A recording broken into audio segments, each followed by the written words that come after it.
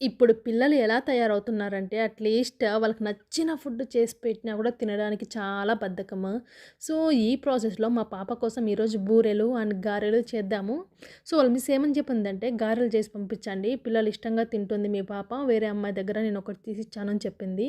అయ్యో! అవునా అని చెప్పేసి నెక్స్ట్ డేనే నేను చేసేసాను. కానీ అక్కడ జరిగిందేంటంటే, గారెలు తినేసింది, బూరెలు కూడా తినేసింది. కర్డ్ రైస్ ఆఫ్టర్‌నూన్‌కి అని చెప్పేసి కర్డ్ రైస్ పెడితే ఏమంటుందో తెలుసా?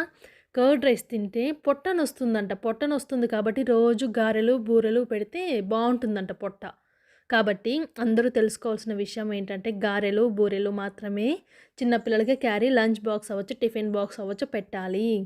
ఎలాంటి curd rice and egg rice, fried rice and rice, sambar అస్సలు పెట్టకూడదంట. ఎందుకంటే పొట్టనొస్తుంది. ఇప్పుడు నాకు బుద్ధొచ్చింది. పిల్లలు ఎప్పుడైనా గానీ హెల్తీ కంటే అన్‌హెల్తీనే ఇష్టపడతారు అని చెప్పేసి. కాబట్టి పిల్లలకి మనం ఫీడ్ చేసేటప్పుడు కొంచెం జాగ్రత్తగానే చేయాలండోయ్!